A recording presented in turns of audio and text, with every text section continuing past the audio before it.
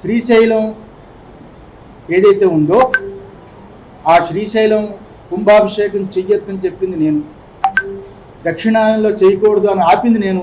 జగన్మోహన్ రెడ్డి గవర్నమెంట్లో ఆపితే కోర్టుని మేనేజ్ చేసి ఉత్తరాయణం వచ్చింది కదా చేశారు. మాఘమాసం పుత్రనాశ అని ఉంది ఆగమంలో, శైవాగమంలో.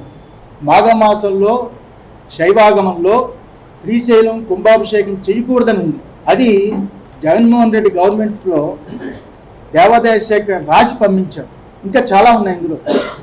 రాజునికి పుత్రుడంటే రాష్ట్రమే కదా. ఈరోజు ఏం జరిగిందో మీరు చూశారు. సింహాచలంలో ఆ రోజు ఎలా మాట్లాడానో చందనోత్సవంలో మీరు చూశారు.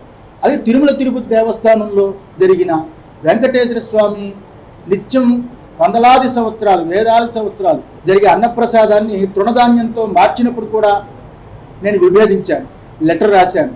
అందువల్ల ఈ స్వరూపానంద ఏ గవర్నమెంట్ వచ్చినా, ఎవరు మా దగ్గరికి వస్తున్నా మేము ఉన్నది ఉన్నట్టుగా మాట్లాడతాం. దూరమైనా పర్వాలేదు, మేము గవర్నమెంట్ల దగ్గర బట్టికే పీఠం కాదు. ఇది ఉన్నది ఉన్నట్టుగా మాట్లాడటమే.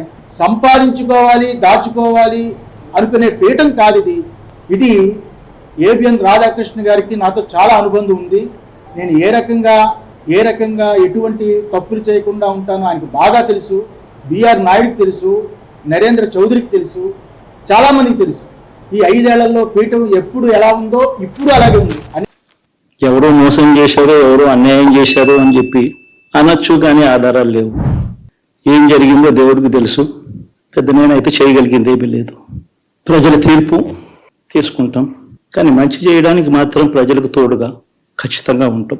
వాయిస్ ఆఫ్ ది వాయిస్లెస్ కింద ఈ పార్టీ తాను చేయాల్సిన పని తప్పకుండా చేస్తుంది. పేదవాడికి అండగా ఉండే కార్యక్రమంలో ఎప్పుడు కూడా పేదవాడికి తోడుగా ఉంటూ గలం వెప్పుతుంది, పేదవాడికి అండగా నిలుస్తుంది. పెద్ద పెద్ద వాళ్ళ కూటమి ఇది. ఢిల్లీలో సైతం శాసించే పరిస్థితుల్లో ఉన్న కూటమి ఇది. ఆ కూటమిలో ఉన్న బీజేపీకి, ఆ కూటమిలో ఉన్న చంద్రబాబు గారికి, ఆ కూటమిలో ఉన్న పవన్ కళ్యాణ్ గారికి అందరికీ కూడా వాళ్ళ గొప్ప విజయానికి అభినందనలు. ఓడిపోయినా కూడా నా ప్రతి కష్టంలో కూడా తోడుగా అండగా నిలబడిన ప్రతి నాయకుడికి, ప్రతి కార్యకర్తకు, ప్రతి వాలంటీర్కు, ప్రతి ఇంట్లో నుంచి వచ్చిన ప్రతి స్టార్ క్యాంపెయినర్గా నాకు తోడుగా నిలబడిన నా అక్క చెల్లెమ్మలకు, అన్నదమ్ములకు, మీ అందరికీ మనస్ఫూర్తిగా మీ అందరికీ కూడా కృతజ్ఞతలు తెలియజేస్తా ఉన్నాను. ఏం జరిగిందో తెలియదు, కానీ ఏమి చేసినా, ఎంత చేసినా ఇంకా 40% ఓటు బ్యాంకు మాత్రం తగ్గించలేకపోయారు. ఖచ్చితంగా మళ్ళీ ఇక్కడి నుంచి లేస్తాం.